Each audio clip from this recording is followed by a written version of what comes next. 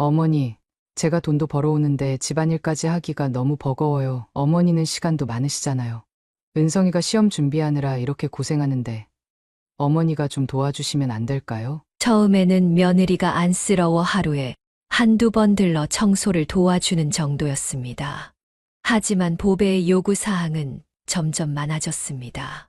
어머니, 오늘은 이불 좀 빨아주세요. 아, 그리고 냉장고도 정리해야 하는데 창문이랑 베란다도 닦아주시면 좋을 것 같아요. 화장실 청소는 구석구석 해주세요. 어머니는 시간 많으시니까. 어머니, 저녁 메뉴는 뭐예요? 제가 늦게 들어가니까 반찬 좀 많이 해두세요. 이렇게 짜게 하시면 어떡해요? 제가 의사인데 환자한테 짠 음식 먹으라고 할 수는 없잖아요. 김치는 왜 이렇게 맵게 담그셨어요?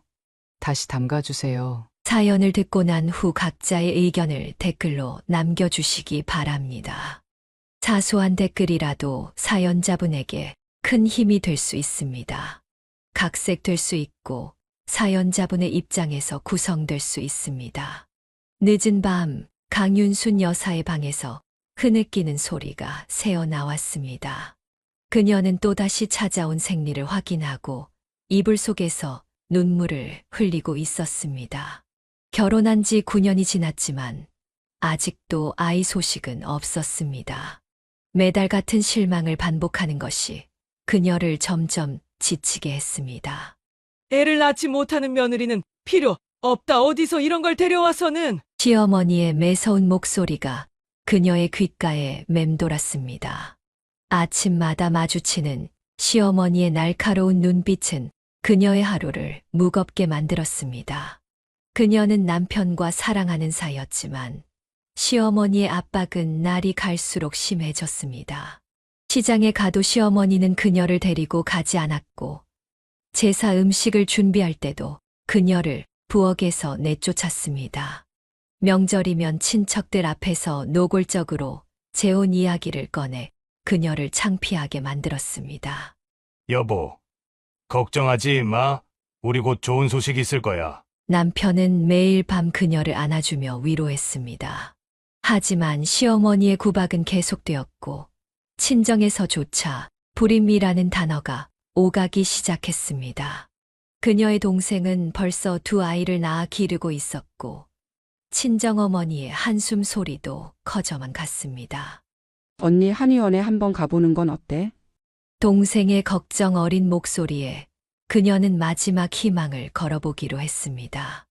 유명하다는 한의원을 찾아다니며 쓴 한약을 먹었고 매일 밤 임신을 위한 기도도 빠뜨리지 않았습니다. 그러던 어느 날 밤 그녀는 금빛 용이 하늘을 날아다니는 꿈을 꾸었습니다. 꿈에서 용은 그녀의 배 위를 세 바퀴 돌더니 사라졌습니다. 다음 날 아침 그녀는 평소와 다른 몸의 변화를 느꼈습니다. 여보, 이번엔 진짜 같아. 병원에 가보자. 그녀의 예감은 적중했습니다.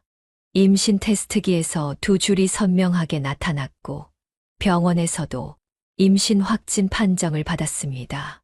기쁨에 겨워 우는 그녀를 보며 남편도 눈시울을 붉혔습니다. 어머님, 저 임신했습니다. 떨리는 목소리로 시어머니께 소식을 전하자 시어머니는 처음으로 그녀의 손을 잡아주었습니다. 그동안의 차가운 눈빛은 온데간데 없이 사라졌습니다. 그 순간 그녀는 지난 9년간의 서름이 한순간에 녹아내리는 것을 느꼈습니다. 시어머니는 곧바로 미역을 한 상자 사다 놓고 매일 아침 그녀에게 미역국을 끓여주기 시작했습니다. 입덧이 심할 때면 직접 장조림을 만들어주며 그녀를 챙겼습니다. 심지어 장을 보러 갈 때도 그녀를 데리고 다니며 먹고 싶은 것을 사주었습니다. 세아가 이제부터 집안일은 내가 할 테니까 너는 아기만 잘 키워라. 시어머니의 태도가 180도 바뀌자 오히려 그녀가 당황스러웠습니다. 식구들 앞에서도 우리 며느리를 연발하며 자랑스러워했고 그녀의 친정에도 직접 전화를 걸어 기쁜 소식을 알렸습니다. 어머님, 제가 할 수 있어요. 아니야. 너는 앉아 있어. 무거운 것도 들면 안 돼. 시어머니는 그녀가 걸레질 하나만 해도 걱정스러운 눈빛으로 말렸습니다. 10개월 동안 그녀는 귀한 며느리 대접을 받으며 지냈고 마침내 건강한 사내 아이를 낳았습니다. 어머님, 아들입니다. 간호사가 아기의 성별을 알리자 시어머니는 그 자리에서 눈물을 쏟았습니다. 그녀도 힘든 진통 끝에 얻은 아들을 바라보며 행복한 눈물을 흘렸습니다. 아기는 보름달처럼 동그란 얼굴에 복스러운 이목구비를 가졌습니다. 우리 은성이 귀하게 태어났으니까 더 귀하게 키워야 해. 남편은 아들의 이름을 은성이라고 지었습니다.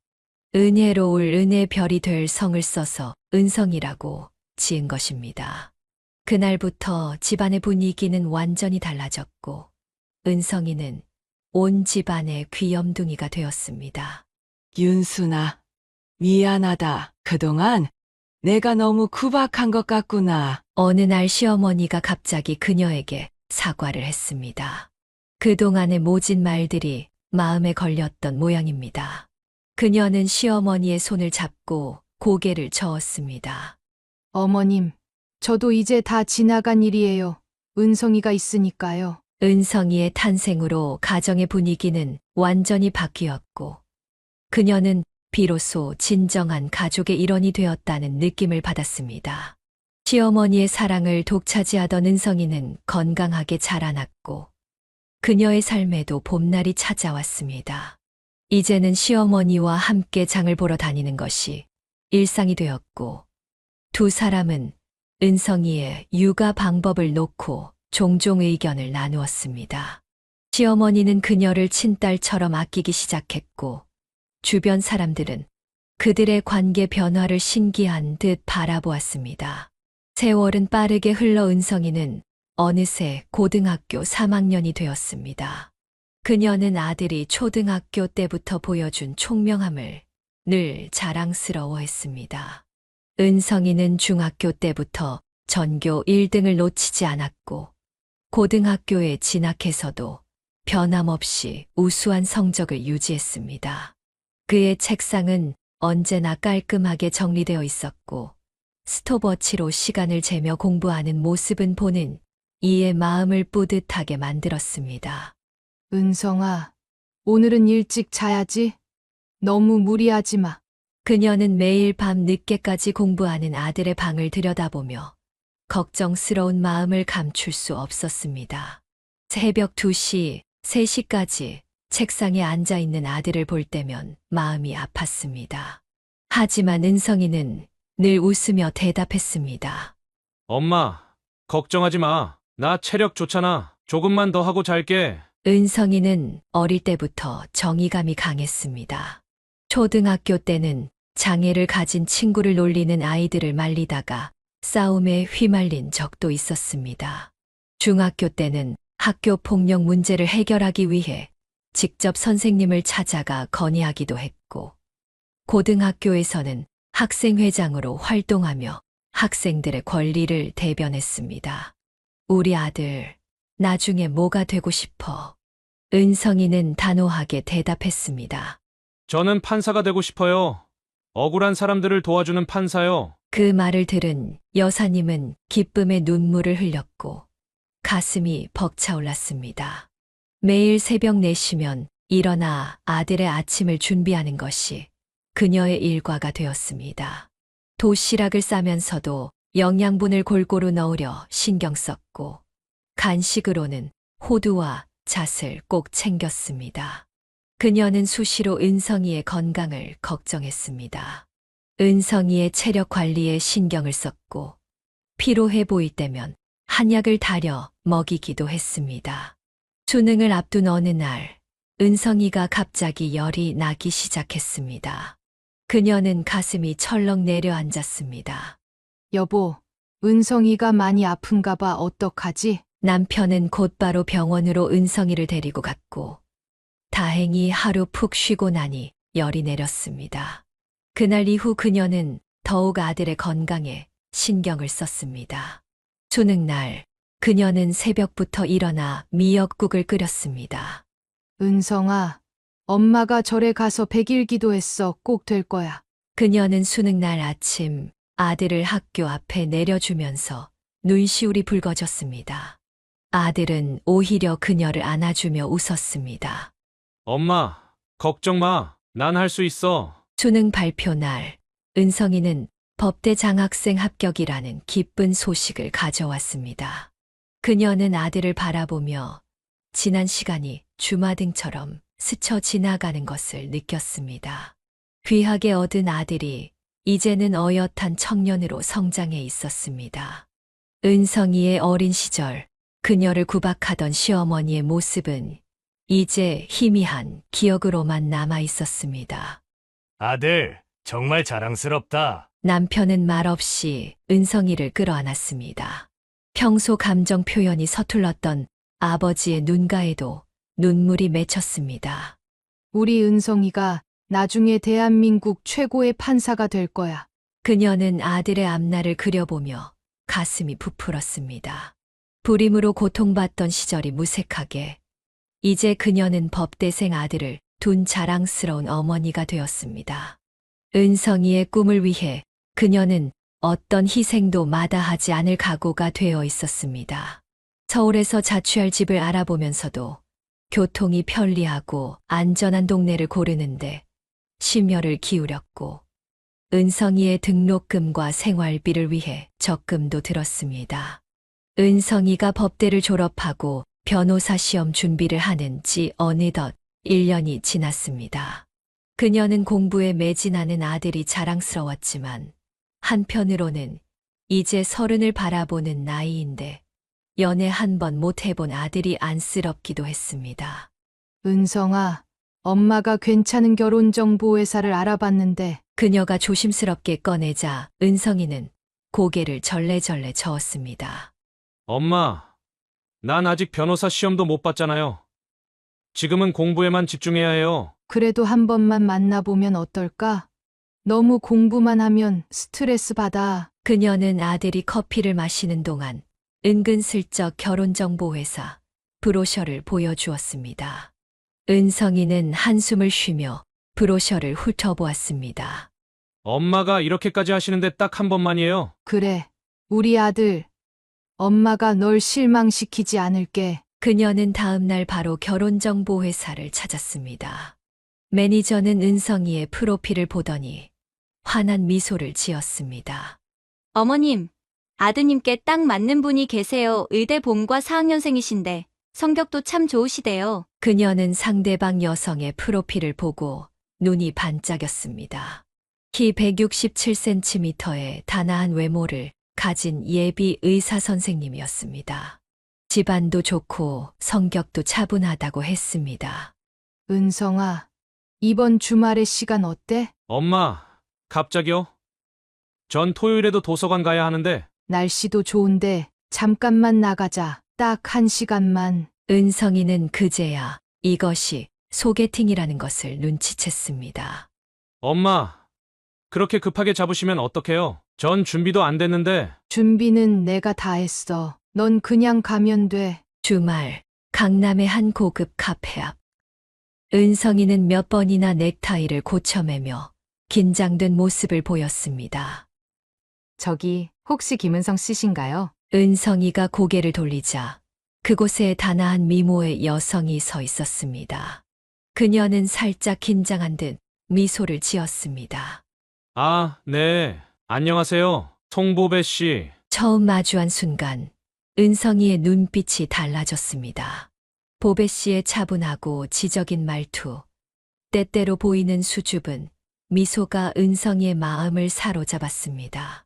변호사가 되고 싶다고 하셨어요? 네. 지금 변호사 시험 준비하고 있어요. 보배 씨는 본과 4학년이시라고. 네. 올해 졸업하고 인턴 들어가요. 저도 아직 공부 중이에요. 서로 비슷한 처지라는 것을 알게 되자 대화는 더욱 술술 풀렸습니다. 시험 준비에 고충을 나누다 보니 시간은 화살처럼 흘렀고 예정된 1시간은 어느새 3시간이 되어 있었습니다. 시험 준비하시느라 바쁘실 텐데 오늘 이렇게 시간 내주셔서 감사해요. 헤어질 때 보배 씨가 수줍게 말했습니다. 은성이도 귓불이 붉어진 채 고개를 끄덕였습니다. 저도요. 다음에 또 뵐 수 있을까요? 시험 공부하다가 쉴 때 집으로 돌아온 은성이의 얼굴에는 미소가 가득했습니다. 그녀는 아들의 표정만 보고도 소개팅이 잘 됐다는 것을 직감할 수 있었습니다. 어때? 마음에 들던? 엄마, 제가 잘못했어요. 소개팅 한번 가보자고 하셨을 때 그렇게 싫어하고 은성이는 그날 이후로 보배 씨와 자주 연락을 주고받았습니다. 바쁜 시험 공부 중에도 짬을 내어 카페에서 함께 공부도 하고 서로를 응원하는 모습이 그녀의 마음을 든든하게 했습니다. 엄마, 전 보배 씨가 정말 좋아요. 이런 게 운명이라는 걸까요? 그녀는 아들의 행복한 모습을 보며 가슴이 따뜻해졌습니다. 귀하게 얻은 아들이 이제는 사랑하는 사람을 만나 행복해하는 모습을 보니 더없이 감사했습니다. 은성이와 보배의 만남이 6개월이 되어갈 무렵 보배가 의사 국가고시에 합격했다는 기쁜 소식이 전해졌습니다. 그녀는 아들의 여자친구가 의사가 되었다는 사실에 내심 자부심을 느꼈습니다. 어머니, 처음 인사드리는 자리인데 작은 선물 준비했어요. 첫 상견례 자리에서 보배는 그녀에게 고급 한과 세트와 함께 정성스럽게 포장된 선물을 건넸습니다. 풀어보니 보배가 직접 골라왔다는 고급 실크 스카프였습니다. 보배야, 이런 거 안 해도 되는데 어머니 젊으시고 미인이시니까 잘 어울리실 것 같아서요. 그녀는 보배의 센스 있는 말솜씨에 마음이 흐뭇해졌습니다. 상견례 내내 보배는 예의 바른 태도로 좌중의 마음을 사로잡았고 음식을 나를 때도 꼭 어른들 순서를 먼저 챙겼습니다. 은성아, 보배는 어떻게 만났니? 친척들의 질문에 은성이가 답하려 할 때 보배가 먼저 나서서 이야기했습니다. 제가 먼저 마음이 갔어요. 은성 씨가 너무 진지하고 성실해 보여서요. 보배의 대답에 친척들은 회심의 미소를 지었고 그녀는 예비 며느리의 지혜로운 처신에 감탄했습니다. 어머님, 다음 주말에 시간 괜찮으시면 저희 부모님께서 식사 한번 모시고 싶다고 하세요. 보배의 집안에서도 적극적으로 양가 상견례를 추진했습니다. 첫 만남 후 일주일 뒤 강남의 한 고급 한정식 집에서 양가 부모님들이 다시 만났습니다. 보배의 어머니는 그녀에게 고급 보양제를 건네며 살갑게 대화를 이어갔습니다. 보배의 집안도 서울 강남에서 대대로 살아온 명망 있는 집안이었습니다. 은성이랑 보배 참 잘 어울리지 않아요? 그러게 말이에요. 우리도 며느리 복은 타고났나 봐요. 양가 어머니들은 금세 의기투합했고 결혼 이야기는 일사천리로 진행되었습니다. 어머니, 제가 예단은 제 월급으로 준비할게요. 은성 씨 공부에 부모님께서 많이 도와주고 계시잖아요. 보배는 인턴 월급을 모아 예단을 준비하겠다고 나섰습니다. 게다가 예단 목록도 직접 작성해와 그녀에게 보여주었는데 하나하나가 알뜰하면서도 품위가 있었습니다. 보배야, 너무 무리하지 마. 엄마가. 어머니, 제가 꼭 이렇게 하고 싶어요. 은성 씨가 시험 끝나고 결혼하자고 기다려준 것만 해도 감사한데 그녀는 예비 며느리의 배려 깊은 마음씨에 눈시울이 붉어졌습니다. 보배는 바쁜 인턴 생활 중에도 주말이면 꼭 그녀에게 전화를 걸어 안부를 물었고 가끔은 직접 만든 약식이나 영양죽을 보내왔습니다. 은성아, 너 복 받았다. 그녀는 매일 밤 아들의 공부를 걱정하는 보배를 보며 감동했습니다. 보배는 은성이가 시험 준비로 피곤할 때면 병원 당직 후에도 약을 지어 배달해주곤 했습니다. 어머니, 이번에 제가 당직 서는 병원 근처에 맛있는 식당이 있더라고요. 다음 주말에 은성 씨랑 같이 모시고 싶은데. 보배는 틈만 나면 그녀를 챙기려 했고 명절 준비를 도와준다며 앞장서서 장을 보러 다녔습니다. 솜씨도 좋아서 갈비찜도 척척 만들어냈고 김치도 직접 담그겠다며 나섰습니다. 보배야, 너무 무리하지 말아라. 아직 인턴이라 바쁠 텐데. 어머니, 전 이런 거 좋아해요. 그리고 은성 씨가 시험 끝나면 바로 결혼해야 하니까 미리미리 배워둬야죠. 그녀는 예비 며느리의 철저한 준비성에 감동했습니다. 보배는 시부모님 생신 선물도 몇 달 전부터 준비해 두었고, 결혼식장도 미리 알아보며 은성이의 시험 일정에 맞춰 예약을 해두었습니다. 친구들은 보배의 이야기를 들을 때마다 부러워했습니다. 의사 며느리의 예의 바르고 준비성도 완벽한 예비 며느리를 두게 된 것을 모두가 축하해 주었습니다. 은성이가 시험만 잘 보면 될 텐데. 그녀의 마음속에는 이제 아들의 시험 합격만이 남아 있었습니다. 보배는 은성이의 시험 준비를 위해 주말 데이트도 줄이고 대신 같은 도서관에서 공부하며 서로를 격려했습니다. 변호사 시험을 앞두고도 결혼을 미루지 않겠다는 보배의 적극적인 의견으로 두 사람의 결혼식이 아름답게 치러졌습니다. 신혼집은 서울의 한 아파트였는데 사돈어른이 특별히 마련해 주신 것이었습니다. 그녀는 아들이 아직 시험 준비 중이라 며느리에게 부담이 될까 걱정되었지만 보배는 오히려 더 완벽한 내조를 보여주었습니다. 어머니, 제가 병원에서 받은 첫 월급이에요. 용돈으로 써주세요. 보배는 인턴 월급을 받자마자 빠르게 시어머니를 찾아와 용돈을 건넸습니다. 바쁜 인턴 생활 중에도 매주 주말이면 시댁을 찾아왔고 올 때마다 제철 과일이나 건강식품을 사왔습니다. 보배야, 너무 무리하지 마. 인턴이라 힘들 텐데. 어머니, 제가 이런 거 안 하면 누가 하나요? 은성 씨가 시험 준비하느라 이렇게 고생하는데. 보배는 야간 당직이 있는 날을 제외하고는 매일 아침 일찍 일어나 은성이의 아침 식사를 준비했고 도시락까지 싸서 도서관으로 배달해 주었습니다. 그녀는 이런 며느리의 정성이 고마우면서도 한편으로는 미안한 마음이 들었습니다. 어머니, 이번 주말에는 제가 김치 담그는 거 배우고 싶은데. 주말이면 보배는 시어머니에게 음식을 배우겠다며 찾아왔습니다. 은성이가 좋아하는 반찬들을 하나하나 익혀가는 모습이 참 예쁘게 보였습니다. 여보, 오늘은 일찍 들어와서 좀 쉬어. 내일 또 공부해야 하잖아. 아니에요. 당신이 이렇게 고생하는데 제가 편할 순 없죠. 은성이는 시험 공부에 매진하면서도 틈틈이 보배를 걱정했지만 보배는 오히려 남편을 더 걱정하며 챙겼습니다. 야식이 당기지 않냐며 직접 만든 김밥을 들고 도서관을 찾아가기도 했습니다. 어머니, 은성 씨가 요즘 살이 빠진 것 같죠? 보양식이라도 해드려야 할 것 같아요. 보배는 바쁜 인턴 생활 중에도 시간을 쪼개 은성이의 건강식을 준비했고 그녀에게도 자주 전화를 걸어 아들의 상태를 보고했습니다.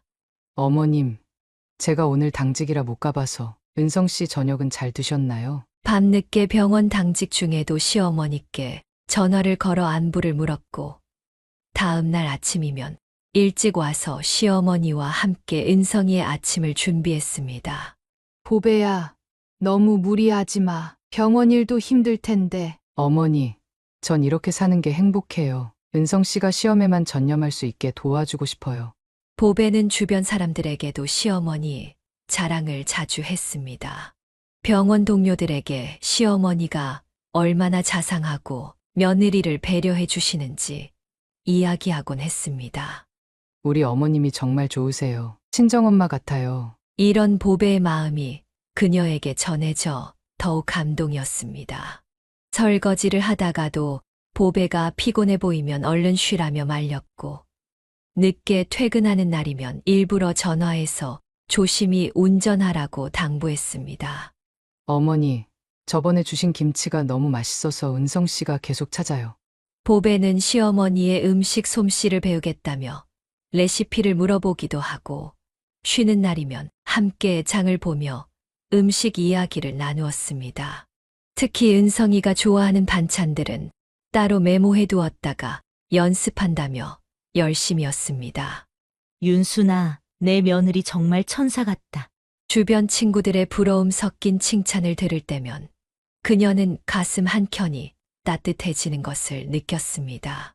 아직 시험을 앞둔 아들이 걱정되면서도 이렇게 착한 며느리를 얻은 것이 그저 감사했습니다. 은성이가 시험만 잘 봤으면 좋겠어요. 보배의 말에 그녀도 고개를 끄덕였습니다. 이제 그들 가족에게 남은 것은 은성이의 시험 합격이었습니다. 그녀는 매일 밤 아들의 합격을 위해 기도했고, 보배는 남편의 합격을 위해 더욱 완벽한 내조에 힘썼습니다. 변호사 시험 발표 날이 다가왔습니다.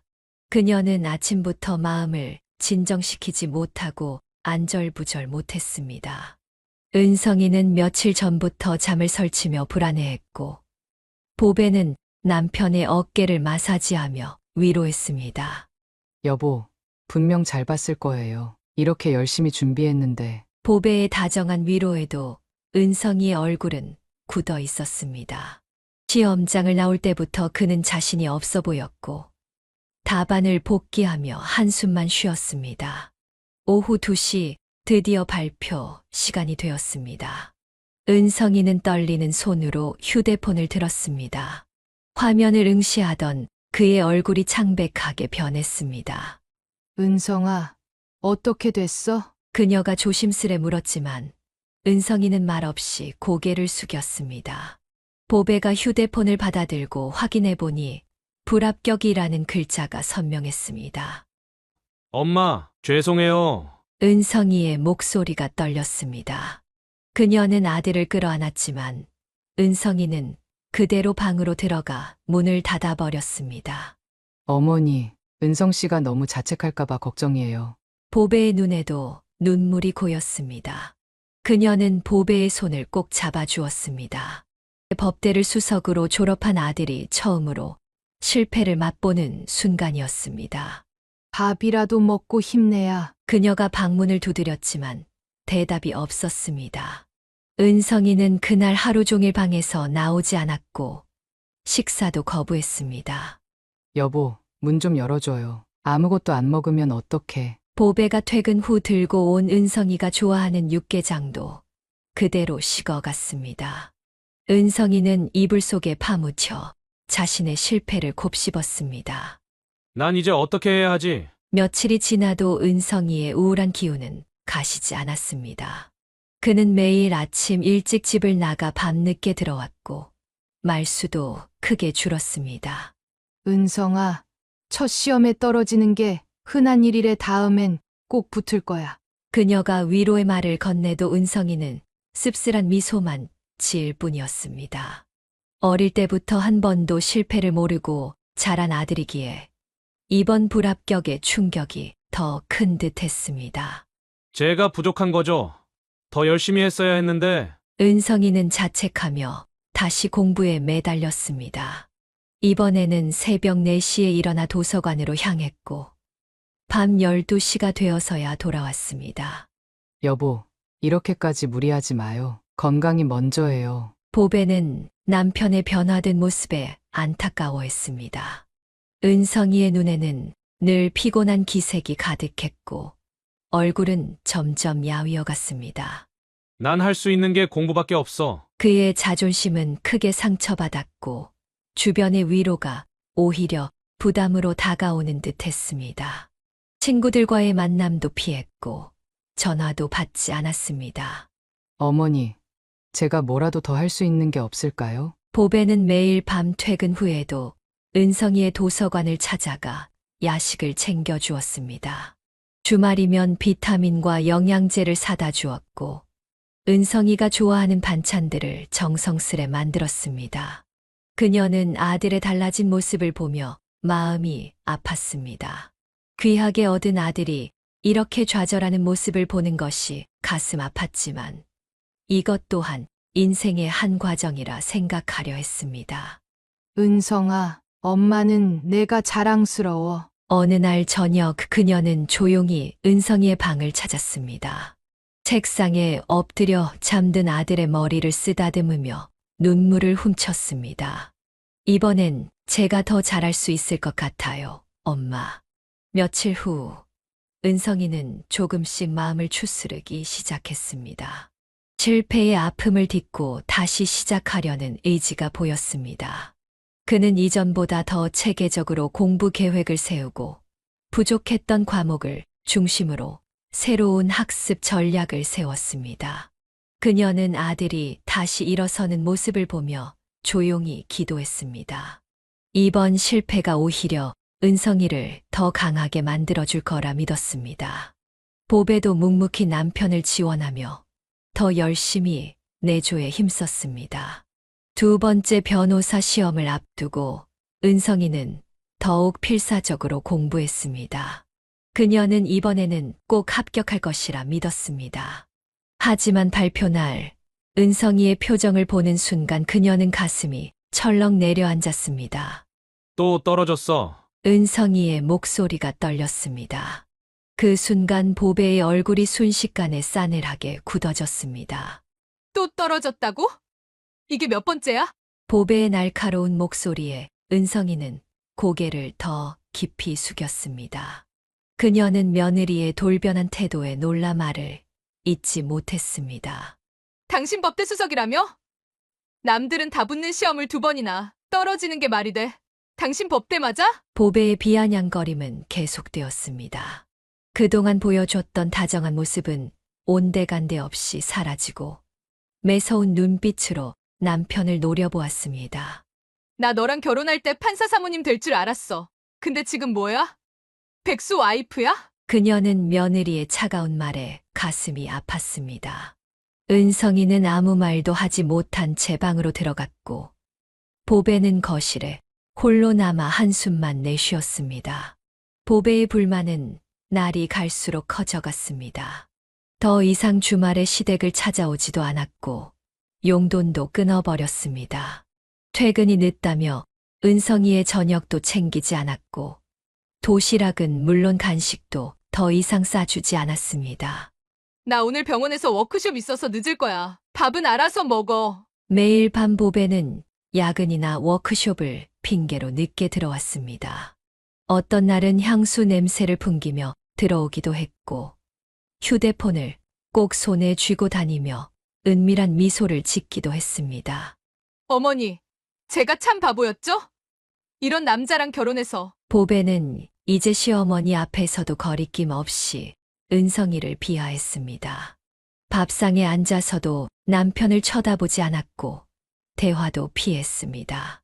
너 이번에 떨어지면 그냥 포기하는 게 어때? 어차피 될 것 같지도 않은데. 식사 시간마다 보배의 독설은 계속되었습니다. 은성이는 점점 자신감을 잃어갔고 불안한 기색이 역력했습니다. 나 오늘 동창회 있어서 늦을 거야. 어느 날 보배의 휴대폰에서 모르는 남자의 문자가 왔다는 것을 은성이가 우연히 보게 되었습니다. 하지만 그는 아무 말도 하지 못했고 그저 책상 앞에 앉아 멍하니 시간을 보냈습니다. 어머니, 이제 어떡하죠? 전 이런 남자랑 살고 싶지 않아요. 보배는 친구들 앞에서도 남편 험담을 서슴지 않았습니다. 예전에 그토록 자랑스러워하던 남편의 법대 이력도 이제는 비웃음거리로 전락했습니다. 30이 훨씬 먹었는데 아직도 공부한다고. 창피해서 어디 가서 말도 못하겠어. 그녀는 며느리의 변한 모습이 믿기지 않았습니다. 한때는 그토록 완벽했던 며느리가 이렇게 달라질 수 있다는 것이 충격이었습니다. 은성아, 괜찮아? 그녀가 조심스레 아들의 방문을 두드렸지만 대답은 돌아오지 않았습니다. 방 안에서는 책장을 넘기는 소리만 들려왔습니다. 난 이런 남자랑 살진 않을 거야. 난 아직 젊고 의사에다가 예쁘장하단 소리도 듣는데. 보배는 이제 노골적으로 이혼을 암시하는 말을 했습니다. 그녀는 며느리의 이런 태도에 눈물이 났지만 한편으로는 아들이 더 걱정되었습니다. 너 내가 지금 얼마나 힘든 줄 알아? 친구들 남편들은 다 로펌 가서 잘 나가는데. 매일 밤 보배의 독설은 계속되었고 은성이의 자존감은 바닥을 쳤습니다. 그는 이제 아내의 눈조차 마주치지 못했고 밤마다 옥상에서 혼자 담배를 피우는 일이 잦아졌습니다. 결혼 전 보배가 보여준 완벽한 모습은 이제 완전히 사라졌습니다. 대신 그 자리에는 차갑고 냉정한 여자만이 남았고 은성이의 가슴에는 깊은 상처가 생겨났습니다. 어느 날 그녀는 보배가 일하는 병원을 찾았습니다. 은성이가 도시락을 놓고 갔다며 전해달라고 했지만 안내 데스크의 반응이 이상했습니다. 송보배 선생님이요? 그런 분은 여기 안 계신데요. 그녀는 순간 귀를 의심했습니다. 보배가 분명히 병원 소아과에서 일한다고 했는데 직원들은 그런 의사를 모른다고 했습니다. 소아과 전공의 송보배 선생님 맞는데 저희 소아과에는 송 선생님이 없어요. 잠시만요. 직원이 컴퓨터를 확인해 보더니 고개를 갸우뚱했습니다. 아, 송보배 선생님은 3개월 전에 그만두셨는데요? 그녀의 손에서 도시락이 떨어질 뻔했습니다. 보배는 분명 어제도 병원 야근이라며 늦게 들어왔는데 이미 3개월 전에 그만뒀다니. 엄마, 보배가 요새 좀 이상해. 며칠 후 은성이가 조심스럽게 말을 꺼냈습니다. 갑자기 해외 출장이 많아졌어. 일주일에 서너 번씩. 근데 병원에서 그렇게 출장을 많이 보낼 리가 없잖아. 그녀도 최근 보배의 행적이 수상하다고 느꼈습니다. 명품 가방과 시계가 하나둘 늘어났고 주말마다 친구 모임이나 학회가 있다며 밖으로 나갔습니다. 여보, 나 이번 주말에 도쿄 학회가. 또? 지난주에도 갔잖아. 이번엔 중요한 컨퍼런스야. 월요일에 돌아올 거야. 보배의 캐리어에서는 화려한 원피스와 하이힐이 보였습니다.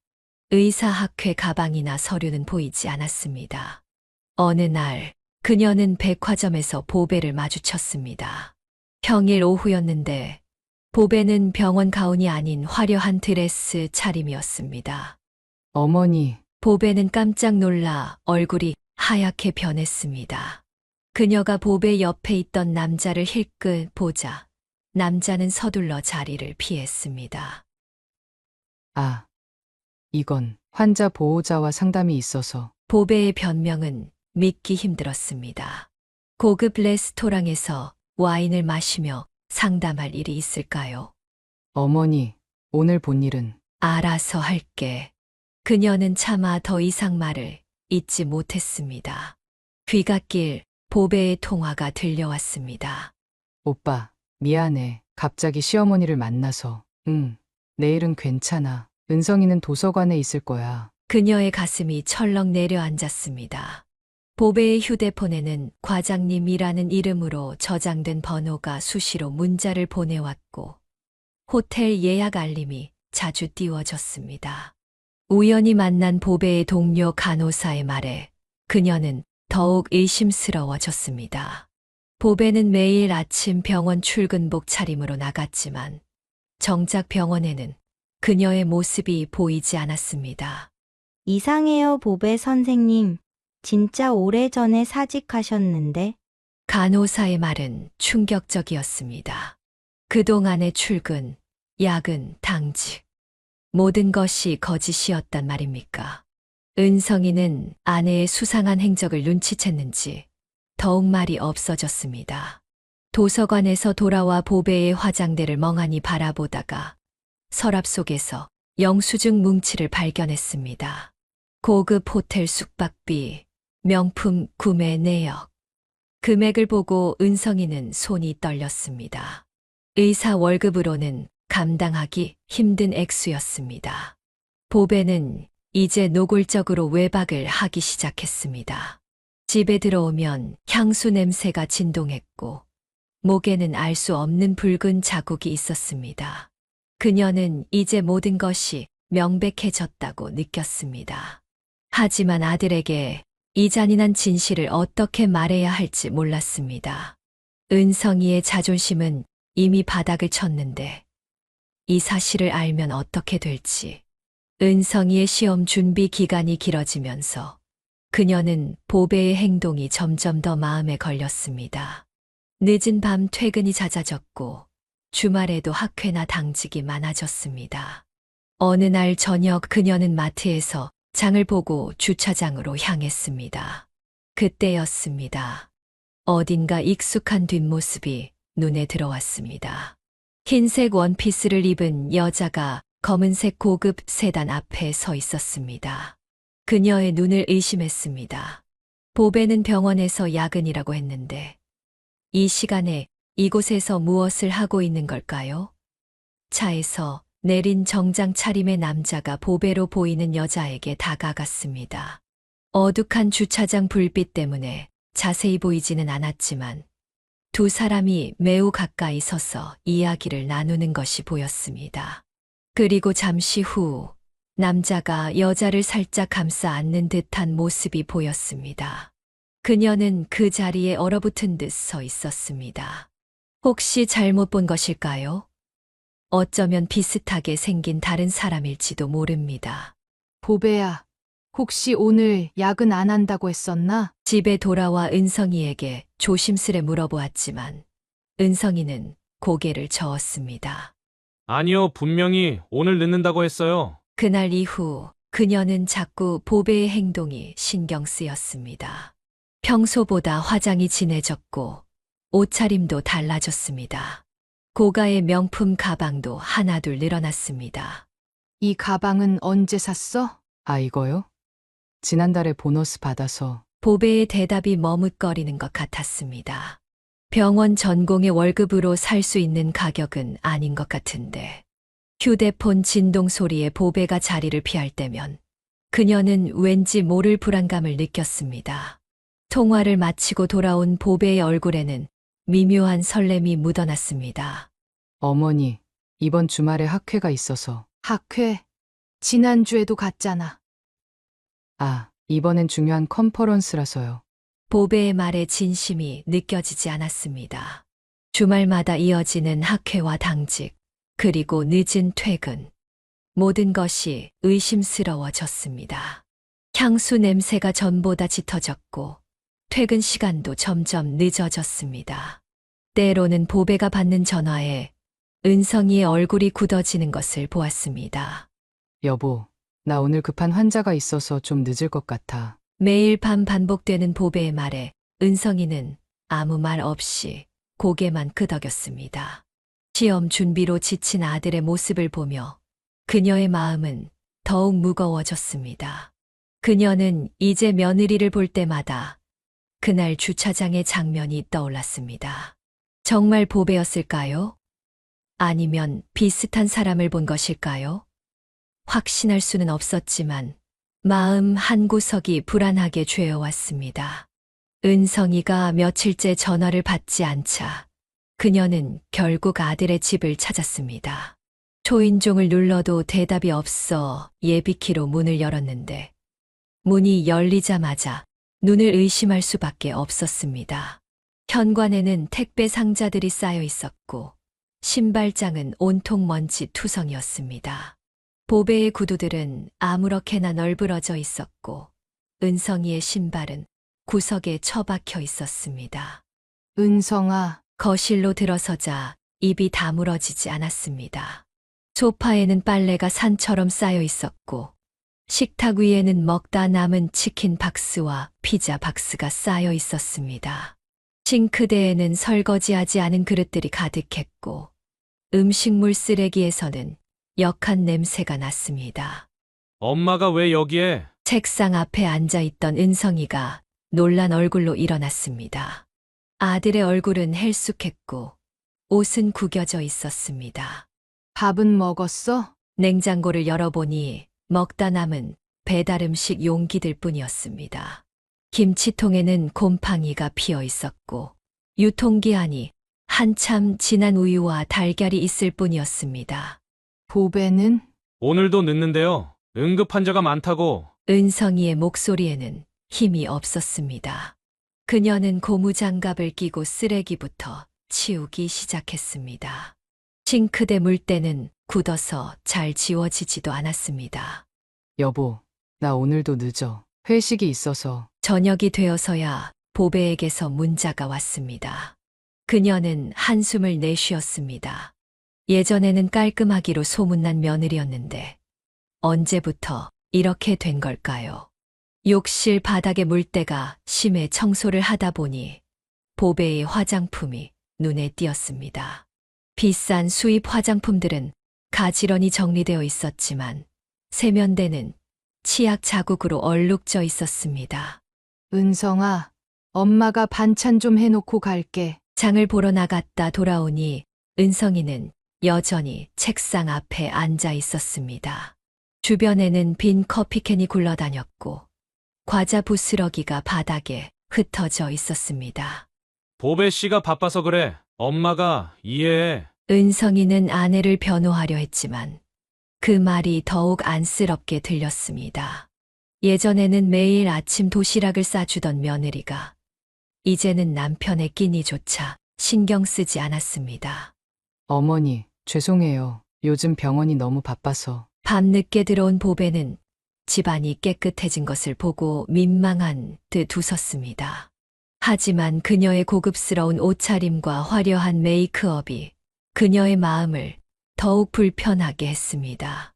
내일은 일찍 들어와서 청소할게요. 하지만 그녀는 보배의 말을 믿을 수 없었습니다. 현관 구석에 처박혀 있는 청소기는 먼지가 수북이 쌓인 것을 보면 몇 달은 사용하지 않은 듯 했습니다. 결혼 초에 보여줬던 완벽한 주부의 모습은 온데간데 없이 사라졌고 대신 쓰레기 더미만 가득한 집안이 남았습니다. 그녀는 말없이 쓰레기를 정리하며 아들의 마음도 이렇게 쓰레기처럼 버려진 건 아닐까 걱정이 되었습니다. 그날도 그녀는 아들의 집을 청소하러 왔습니다. 구석구석을 정리하던 중 문득 신경 쓰이는 것이 있었습니다. 작은 방 옆에 있는 창고방이었습니다. 결혼 초부터 그 방은 항상 잠겨 있었고 보배는 창고라며 대수롭지 않게 넘겼습니다. 어머니, 거기는 제 개인 물품이 있어서. 보배는 그 방을 언급할 때마다 날카로워졌습니다. 청소를 도와주겠다는 그녀의 제안도 강하게 거절했습니다. 어느 날 그녀는 우연히 보배가 그 방에 들어가는 것을 보았습니다. 문이 살짝 열린 틈으로 값비싸 보이는 쇼핑백들이 보였고 뭔가를 급하게 넣는 소리가 들렸습니다. 어머니, 여기는 절대 들어오시면 안 돼요. 보배는 그녀를 발견하자마자 황급히 문을 닫았습니다. 평소의 단아한 모습은 온데간데 없이 사라지고 날카로운 목소리로 경고했습니다. 내 프라이버시니까 존중해주세요. 제발 부탁이니 함부로 들어오지 마세요. 그 이후로도 보배는 수시로 그 방을 드나들었습니다. 때로는 늦은 밤에 몰래 들어가는 것 같기도 했고 은성이가 없을 때면 더 자주 그 방을 찾았습니다. 여보, 이 방 열쇠 어디 있어? 어느 날 은성이가 물었을 때 보배는 거의 히스테리에 가까운 반응을 보였습니다. 왜 열쇠를 찾는데? 내가 없을 때 들어가려고? 절대 안 돼. 은성이는 그저 청소하려 했다며 물러섰지만 보배의 과민 반응은 이해할 수 없었습니다. 어느 날 밤 그녀는 보배가 서랍을 뒤지는 소리에 잠을 깼습니다. 보배는 은성이의 책상 서랍에서 무언가를 찾고 있었습니다. 보배야, 뭐 찾니? 아, 어머니, 제가 열쇠를 잃어버려서요. 보배의 얼굴이 창백해졌습니다. 그녀는 열쇠를 찾지 못하자 서둘러 나가버렸고 다음 날 자물쇠를 새로 달았습니다. 은성아, 저 방에 뭐가 있는 거니? 저도 모르겠어요. 결혼하고 나서 한 번도 들어가 본 적이 없어요. 은성이의 무심한 대답이 더욱 걱정되었습니다. 벽을 통해 가끔 물건을 옮기는 소리가 들렸고 보배가 통화하며 들어가는 모습도 보였습니다. 진짜 아무도 모를 거야. 걱정 마. 밤늦게 들리는 보배의 작은 속삭임에 그녀는 불안감을 감출 수 없었습니다. 며느리의 수상한 행적들과 이 방의 비밀이 무슨 관련이 있는 걸까요? 어머니, 제발 그 방은 신경 쓰지 마세요. 보배의 날선 경고가 계속될수록 그녀의 의심은 더욱 커져만 갔습니다. 며느리의 변한 모습, 수상한 외출, 그리고 이 신비한 방. 모든 것이 어떻게든 연결되어 있을 것만 같았습니다. 어느 날 아침 보배가 갑자기 그녀를 불렀습니다. 병원에서 바빠 집안일을 할 시간이 없다며 시어머니가 도와줬으면 좋겠다고 했습니다. 어머니, 제가 돈도 벌어오는데 집안일까지 하기가 너무 버거워요. 어머니는 시간도 많으시잖아요. 보배의 말투에는 명령하는 듯한 어조가 묻어났습니다. 그녀는 순간 할 말을 잃었습니다. 은성이가 시험 준비하느라 이렇게 고생하는데 어머니가 좀 도와주시면 안 될까요? 처음에는 며느리가 안쓰러워 하루에 한두 번 들러 청소를 도와주는 정도였습니다. 하지만 보배의 요구사항은 점점 많아졌습니다. 어머니, 오늘은 이불 좀 빨아주세요. 아, 그리고 냉장고도 정리해야 하는데 창문이랑 베란다도 닦아주시면 좋을 것 같아요. 화장실 청소는 구석구석 해주세요. 어머니는 시간 많으시니까. 매일 아침 보배의 지시사항은 늘어갔습니다. 그녀는 이제 아들의 집에서 하루 종일을 보내야 했습니다. 어머니, 저녁 메뉴는 뭐예요? 제가 늦게 들어가니까 반찬 좀 많이 해두세요. 보배는 이제 당연하다는 듯이 매일 반찬을 요구했고 입맛에 안 맞으면 신경질을 냈습니다. 이렇게 짜게 하시면 어떡해요? 제가 의사인데 환자한테 짠 음식 먹으라고 할 수는 없잖아요. 김치는 왜 이렇게 맵게 담그셨어요? 다시 담가주세요. 은성이는 이런 상황이 불편한 듯 했지만 시험 준비에 지친 탓인지 말을 꺼내지 못했습니다. 어머니, 오늘은 왜 이렇게 늦으셨어요? 벌써 11시인데. 아픈 허리를 붙잡고 잠시 쉬려 하면 보배는 짜증을 냈습니다. 청소기 소리가 너무 커요. 은성이 공부하는데 방해되잖아요. 빨래는 왜 이렇게 구겨놓으셨어요? 다시 해야겠네요. 그녀의 움직임 하나하나가 보배의 눈에 거슬리는 듯 했습니다. 어머니, 이제 슬슬 가보시는 게 어떨까요? 은성이 저녁 먹여야 하는데. 밤이 되면 보배는 그녀를 내쫓듯 보냈습니다. 하지만 다음 날 아침이면 또다시 전화가 왔습니다. 어머니, 오늘은 일찍 와주세요. 제가 아침 일찍 수술이 있어서. 어머님, 설거지도 안 하시고 가셨네요. 제가 이런 것까지 일일이 말씀드려야 해요. 퇴근 후 보배는 그녀가 한 일을 하나하나 점검했고 마음에 들지 않으면 다시 하라고 했습니다. 어머니는 일하시는 게 너무 꼼꼼하지가 않으세요. 제가 파출부라도 써야 하나. 보배의 말에 그녀의 가슴이 찔렸습니다. 자신이 이미 파출부나 다름없이 되어버린 것을 깨달았기 때문입니다. 나 왜 이러고 있지? 집으로 돌아오는 길, 그녀는 문득 자신의 처지를 돌아보았습니다. 그날도 그녀는 아들의 집안일을 하고 있었습니다. 걸레질을 하던 중 우연히 보배의 가방에서 열쇠 뭉치가 떨어졌고 그 중에는 그 수상한 창고방의 열쇠로 보이는 것이 있었습니다. 그녀의 손이 떨렸습니다. 며칠 전 보배가 새로 달았다는 자물쇠의 열쇠가 분명했습니다. 한참을 망설이다 결국 문을 열어보기로 했습니다. 열쇠를 꽂는 순간 그동안의 의심들이 스쳐 지나갔습니다. 늦은 밤의 수상한 통화들, 갑자기 늘어난 명품 가방들, 그리고 설명할 수 없는 거액의 현금 거래. 문이 열리자 그녀는 숨을 멈췄습니다. 방 안은 빼곡하게 명품 가방들로 채워져 있었습니다. 하지만 뭔가 이상했습니다. 가방들을 자세히 들여다보니 모두 정품과는 미묘하게 달랐습니다. 구석에는 택배 상자들이 쌓여 있었고 포장용 에어캡과 비닐봉투가 가지런히 정리되어 있었습니다. 책상 위에는 거래, 내역이 적힌 수첩이 놓여 있었습니다.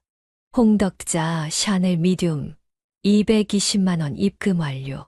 김철수 구찌 숄더백 180만 원 계좌이체. 그제야 모든 것이 이해되기 시작했습니다. 보배가 그동안 이런 짝퉁 가방들을 온라인으로 판매해왔던 것입니다. 병원을 그만둔 것도 해외 출장이 잦았던 것도 모두 이 때문이었습니다. 어머니, 뒤에서 들리는 날카로운 목소리에 그녀는 돌아섰습니다. 보배가 창백한 얼굴로 서 있었습니다. 보배야, 이게 다 뭐니? 이러시면 안 되는데 제가 그렇게 말씀드렸잖아요. 절대 들어오지 말라고. 보배의 목소리가 떨렸습니다.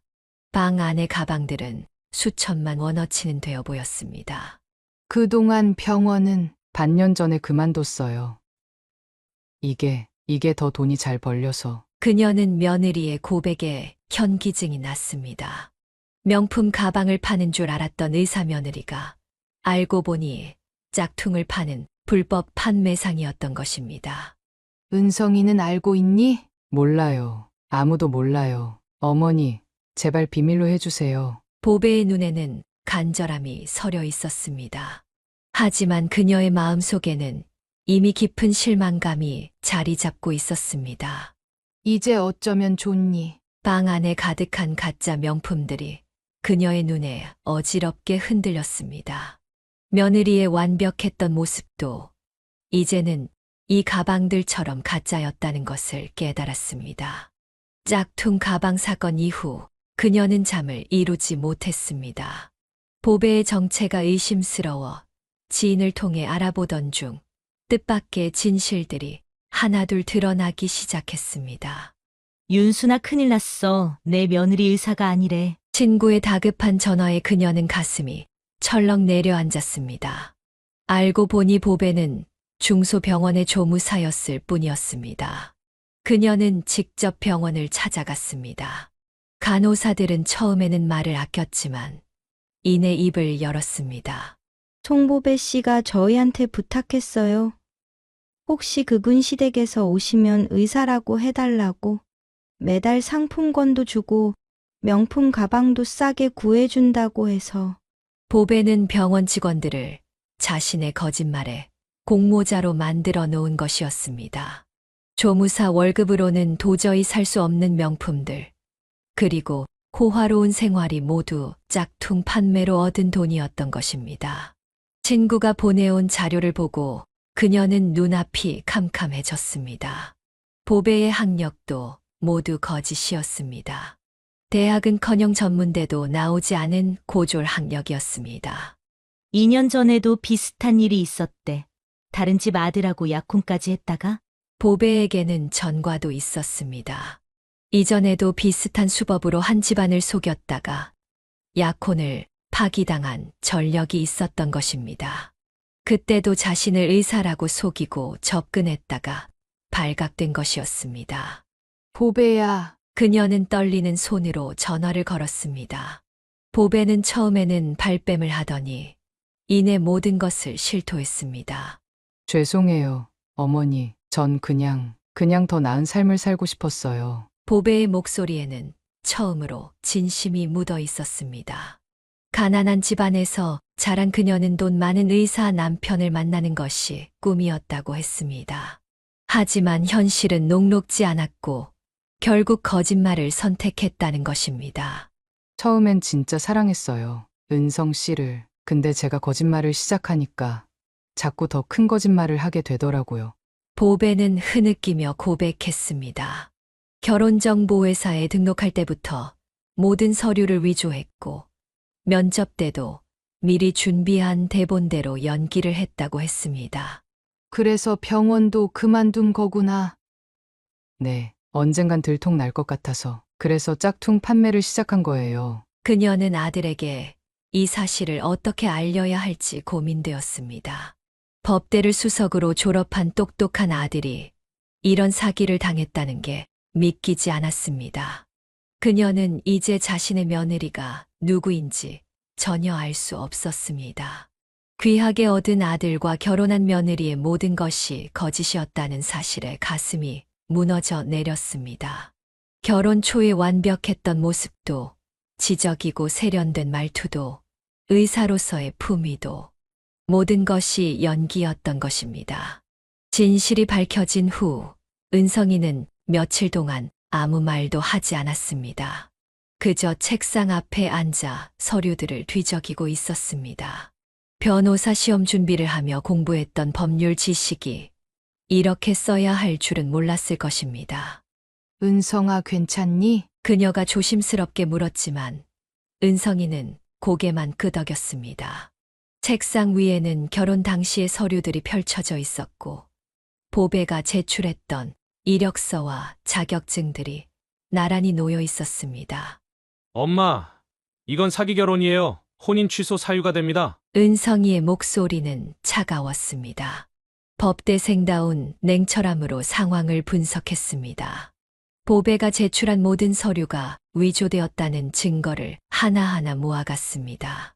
결혼정보회사도 책임을 물을 수 있어요. 신원조회를 제대로 하지 않은 거니까. 은성이는 자신의 전공을 살려 직접 소송 준비를 시작했습니다.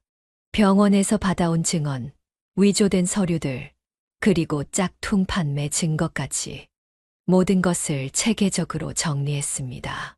결혼정보회사 직원이 전해준 말에 의하면 보배는 자신을 서울대 의대 출신 전문의라고 속이고 고액의 수수료를 지불했다고 했습니다. 회사는 그녀가 제시한 위조 서류만 믿고 신원조회를 제대로 하지 않았던 것입니다.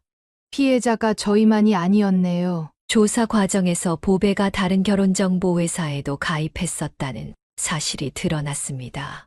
모두 같은 수법으로 의사라고 속이고 접근했지만 다행히 다른 곳에서는 일찍 발각되었다고 했습니다.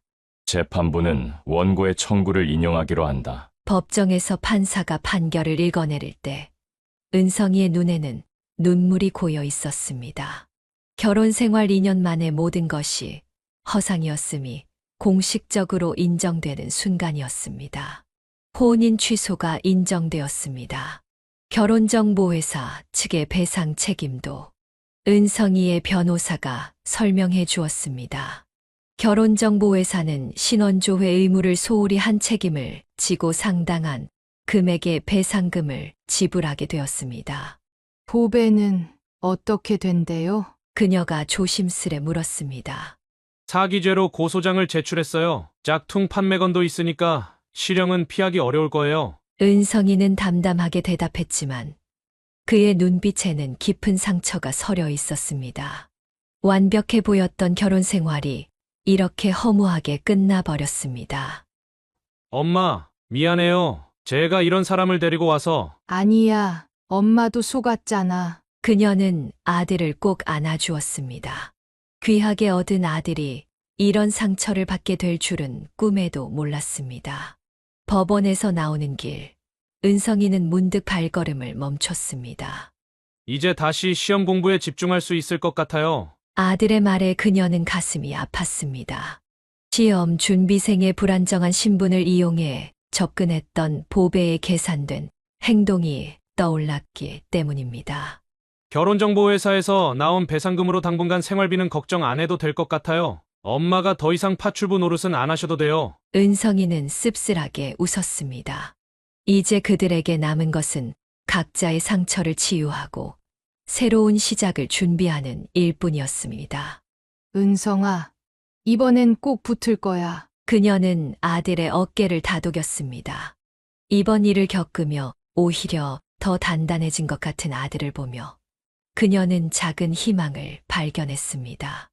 혼인 취소 이후 은성이는 더욱 시험 공부에 매진했습니다. 그녀는 아들이 이번에는 꼭 합격하기를 간절히 기도했습니다. 새벽이면 도시락을 싸들고 도서관으로 향했고 밤늦게 지친 모습으로 돌아오는 아들을 위해 따뜻한 국물을 끓여두었습니다. 엄마, 이번에는 느낌이 좋아요. 시험을 마치고 돌아온 은성이의 얼굴에는 오랜만에 자신감이 묻어났습니다. 2번의 실패를 겪으며 더욱 단단해진 모습이었습니다. 발표 날이 다가왔습니다. 그녀는 전날 밤 잠을 이루지 못했고 은성이도 책상 앞에서 뒤척이는 소리가 들렸습니다. 은성아, 이제 곧. 시계가 오후 2시를 가리켰습니다. 은성이가 떨리는 손으로 휴대폰을 들었습니다. 그녀는 아들의 뒤에서 살며시 어깨를 잡았습니다.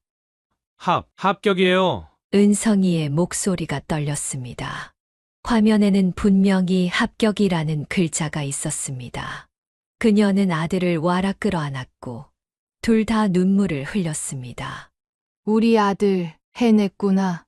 귀하게 얻은 아들이 이렇게 훌륭한 변호사가 된다고 생각하니 가슴이 벅차올랐습니다. 지난 시간의 아픔과 고난이 주마등처럼 스쳐 지나갔습니다.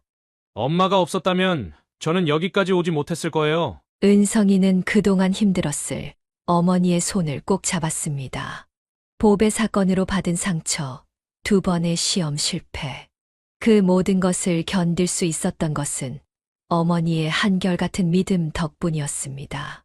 이제 로펌에 들어가서 열심히 일할 거예요. 그동안 고생하신 엄마 이제 푹 쉬세요. 그녀는 아들의 말에 고개를 저었습니다.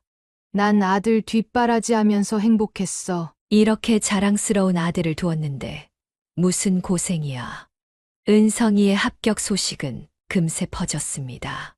친척들과 지인들의 축하 전화가 이어졌고 그녀의 친구들도 진심으로 기뻐해 주었습니다. 윤순아, 이제 진짜 판사 사모님 되는 거 아니야? 친구들의 농담에 그녀는 웃음을 지었습니다. 이제는 그저 아들이 자신의 길을 찾아 행복하게 살아가기만을 바랄 뿐이었습니다. 엄마, 제가 첫 월급으로 효도 관광 모시고 갈게요. 은성이는 이미 여러 로펌에서 입사 제의를 받았습니다. 서울대 법대 수석 출신에 이제는 변호사 자격증까지 갖추었으니 당연한 일이었습니다. 그녀는 창밖을 바라보았습니다. 봄날의 따뜻한 햇살이 내리쬐고 있었습니다. 마치 새로운 시작을 축복해 주는 것 같았습니다.